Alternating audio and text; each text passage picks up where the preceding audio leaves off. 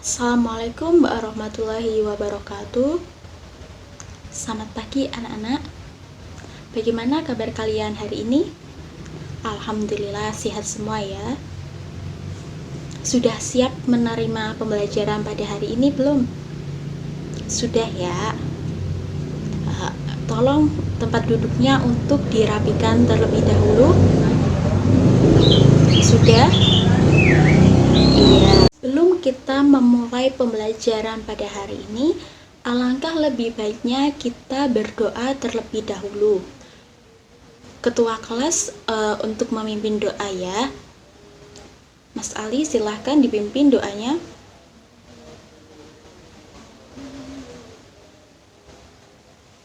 Alhamdulillah.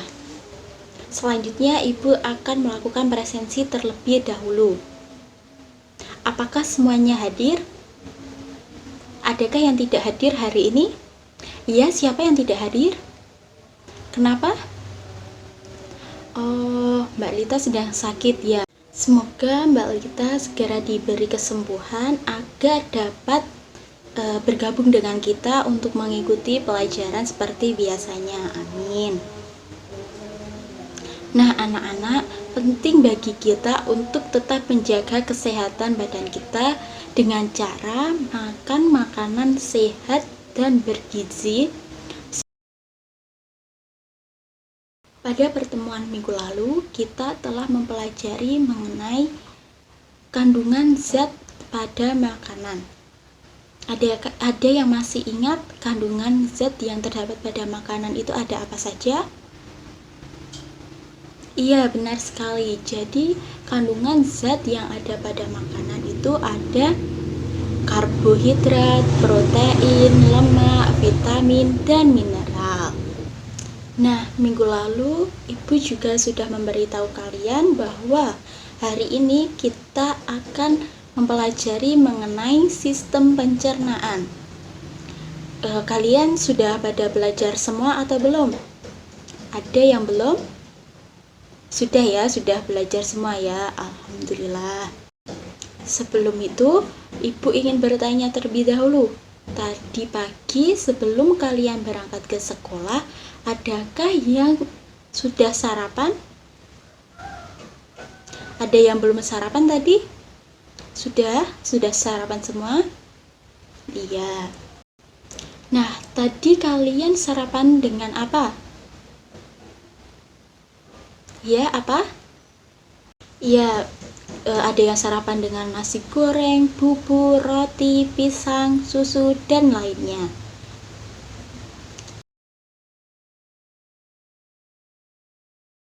Ketika kalian makan dengan roti, misalnya ya, apakah roti yang telah kalian makan tadi ketika keluar saat kalian buang air besar, apakah roti itu masih dalam keadaan yang utuh? Iya, betul, tidak ya. Jadi roti yang telah dimakan itu ketika keluar saat kita buang air besar tidak dalam bentuk roti yang utuh.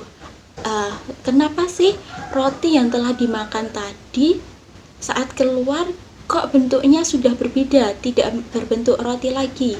Apa yang terjadi pada roti itu yang ada di dalam tubuh kita? Ada yang mau menjawab? Iya, Mbak Lani, silahkan. Iya, betul sekali. Ada yang mau menambahkan jawaban dari Mbak Lani? Ya, Mas Bayu, silahkan. Iya, benar sekali. Jadi jawabannya dari Mbak Lani dan Mas Bayu benar ya anak-anak, bahwa makanan yang telah kita makan tadi akan mengalami proses pencernaan yang ada di dalam tubuh kita, sehingga makanan yang telah kita makan akan berubah bentuknya gitu. Nah, untuk mengetahui lebih lanjut bagaimana proses makanan yang telah kita makan tadi, apa saja kelenjar pencernaan, apa organ dan fungsi dari kelenjar pencernaan. Mari kita ikuti pembelajaran pada hari ini. Baik, sekarang Ibu akan memaparkan materi mengenai sistem pencernaan pada manusia. Sistem pencernaan. Di sini ada yang tahu apa itu sistem pencernaan? Ada yang mau menjawab? Iya, silahkan. Iya, benar sekali. Jadi, sistem pencernaan merupakan serangkaian jaringan organ yang memiliki fungsi untuk memecah makanan. Nah, pencernaan merupakan proses memecah makanan menjadi molekul kecil sehingga dapat diserap oleh pembuluh darah. Selanjutnya, macam-macam proses pencernaan makanan. Ada yang tahu macam-macam pencernaan pada makanan itu dibedakan menjadi berapa, apa dan apa? Iya, benar sekali. Jadi, proses pencernaan makanan dibedakan menjadi dua. Yang pertama yaitu proses pencernaan secara mekanis atau mekanik. Yang kedua yaitu proses pencernaan secara kimiawi. Nah, untuk proses pencernaan secara mekanik yaitu pengunyahan oleh gigi dengan dibantu lidah dan peremasan yang terjadi pada lambung. Sedangkan proses pencernaan kimiawi yaitu pemecahan makanan yang dibantu oleh enzim pencernaan dengan mengubah makanan menjadi molekul sederhana.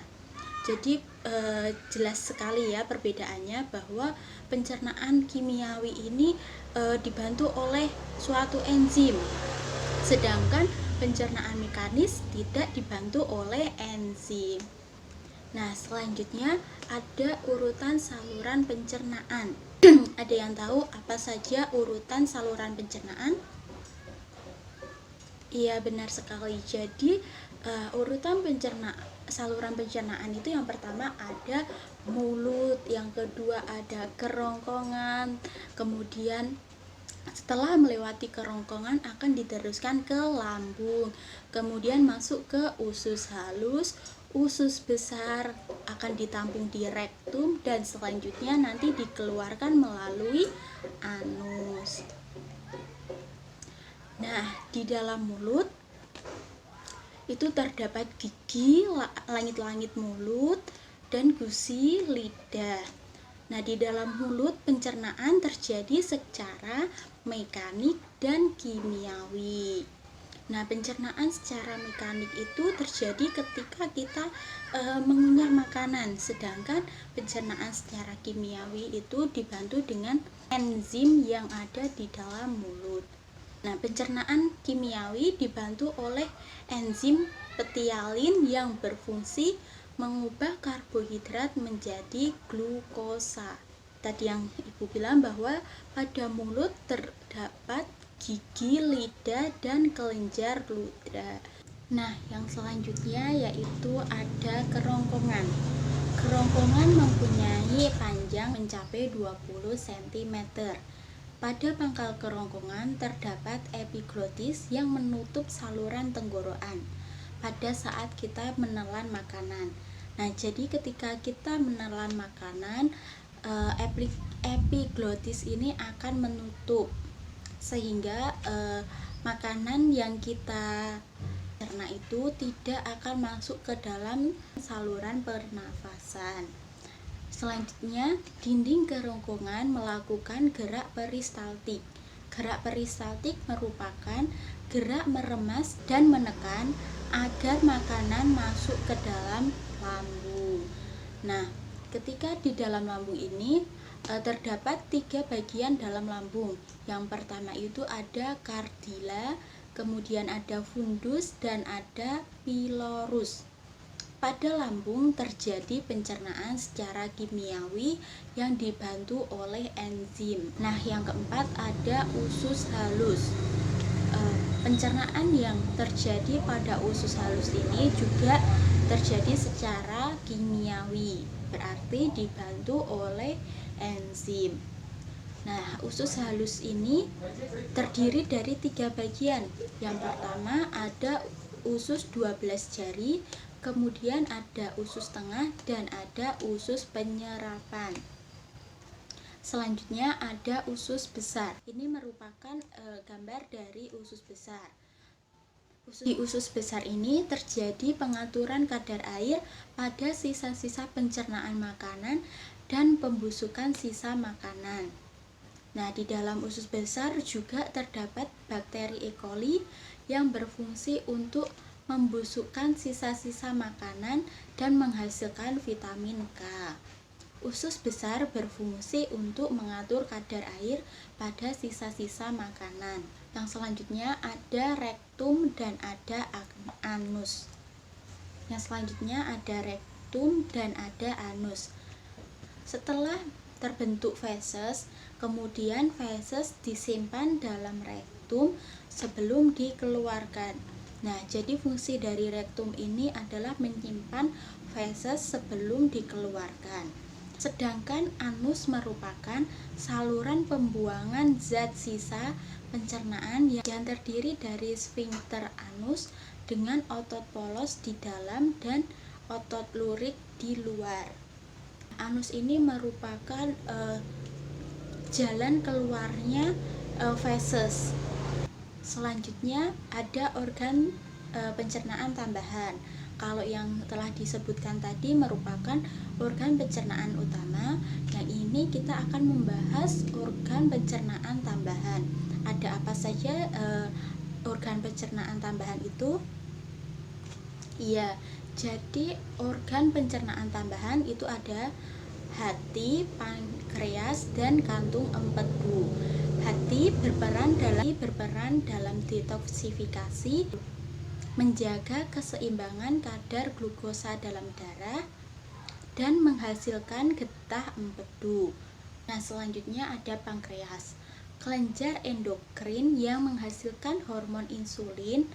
Itu berfungsi untuk mengatur proses perubahan glukosa dalam darah menjadi glikogen yang disimpan di dalam hati. Sedangkan kantong empedu itu berfungsi untuk mengemulsi lemak agar mudah diserap oleh tubuh. Nah, sampai sini ada yang ingin ditanyakan terlebih dahulu? Ada yang ingin bertanya? Tidak? Sudah cukup? Ibu akan membagi kalian menjadi 6 kelompok, di mana setiap kelompok itu terdiri dari 5 siswa. Nah, kita berhitung dari 1 sampai 6 ya. Dimulai dari sekarang ya. Sudah terbagi semua ya. Sekarang kita duduk sesuai dengan kelompoknya. Baik, Ibu akan memberikan LKPD. Masing-masing kelompok mendapatkan 1 LKPD. Nah, perwakilan dari setiap kelompok maju ke depan untuk mengambil LKPD. Sudah dapat semua LKPD-nya? Sudah ya.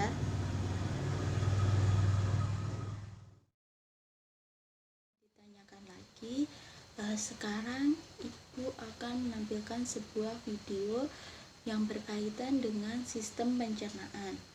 Nah, kalian untuk memperhatikan videonya ya.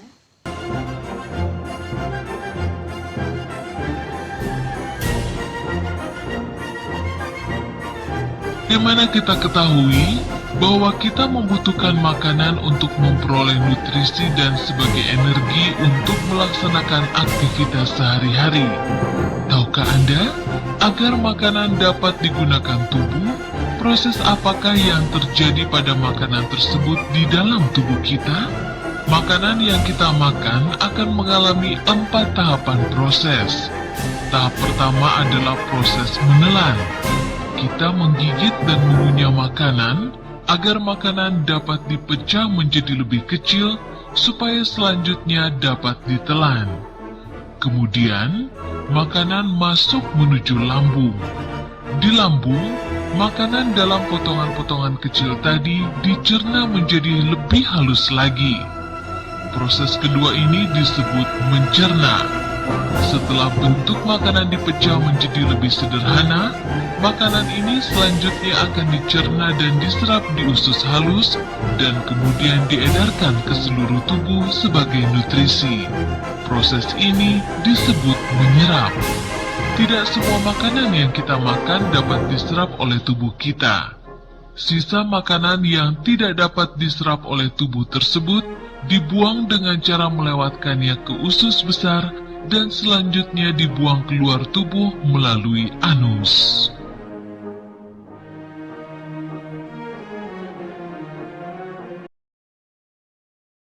Sebelum diskusi, Ibu akan menjelaskan terlebih dahulu mengenai LKPD yang telah kalian terima.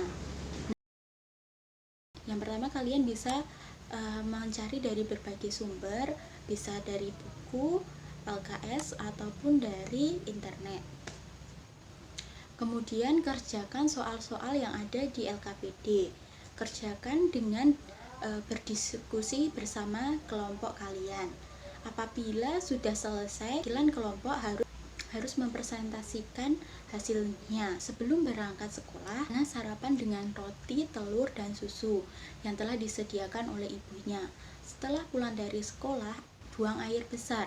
Berdasarkan studi literatur, coba jelaskan apakah roti dan telur yang dimakan anak ketika keluar masih dalam bentuk roti dan telur yang utuh, dan apa alasannya. Nah, yang kedua itu ada gambar yang ditunjukkan oleh huruf. Nah, nanti kalian mengisi nama organ sesuai dengan huruf yang ditunjuk. Untuk nomor 3 masih ada kaitannya dengan soal nomor 2. Nah, tadi yang nomor 2 kalian telah menuliskan nama organnya. Sekarang di nomor 3 ini kalian tuliskan beserta fungsinya. Kemudian untuk nomor 4, berdasarkan studi literatur, jelaskan perbedaan pencernaan mekanik dan pencernaan kimiawi, serta sebutkan pada organ mana saja terjadinya masing-masing jenis pencernaan. Sudah paham semuanya dengan LKPD yang kalian dapatkan? Nah, kalau sudah, Ibu beri waktu 30 menit untuk kalian berdiskusi.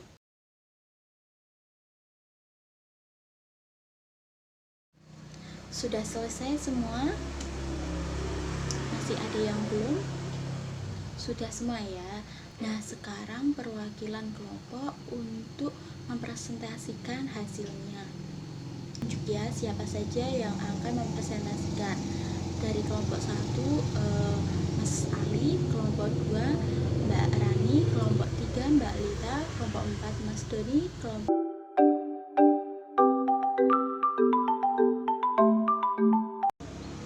Baik, tadi teman-teman kalian sudah mempresentasikan hasil diskusinya.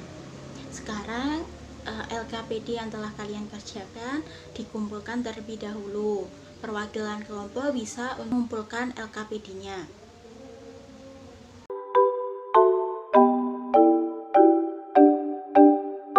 Nah, benar seperti yang telah teman-teman kalian sampaikan tadi, bahwa makanan yang telah kita makan di dalam tubuh akan mengalami proses pencernaan, sehingga ketika dikeluarkan bentuknya sudah berubah.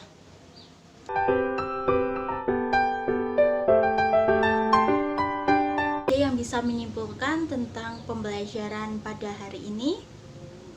Silahkan jika ada yang ingin menyimpulkan. Benar sekali, kita telah mempelajari mengenai proses pencernaan, organ penyusun sistem pencernaan beserta fungsinya. Pencernaan merupakan serangkaian organ yang memiliki fungsi untuk memecah makanan menjadi sederhana. Organ penyusun sistem pencernaan meliputi mulut, kerongkongan, lambung, usus besar, usus halus, juga anus. Pencernaan pada manusia itu terbagi menjadi 2, yaitu proses pencernaan secara kimiawi dan proses pencernaan secara mekanis. Perbedaan proses pencernaan ini yaitu pada proses pencernaan kimiawi dibantu oleh enzim, sedangkan pada pencernaan mekanis tidak dibantu oleh enzim, namun dibantu oleh gigi dan ludah.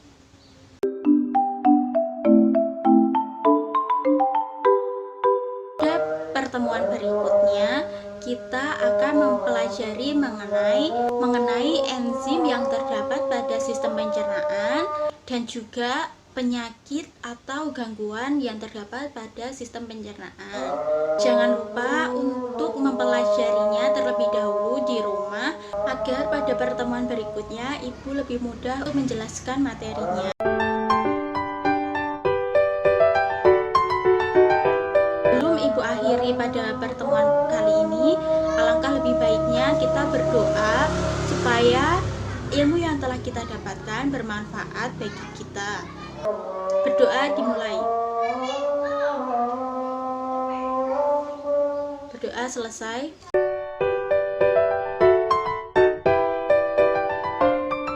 Sekian dari Ibu, apabila ada kesalahan Ibu mohon maaf. Wassalamualaikum warahmatullahi wabarakatuh.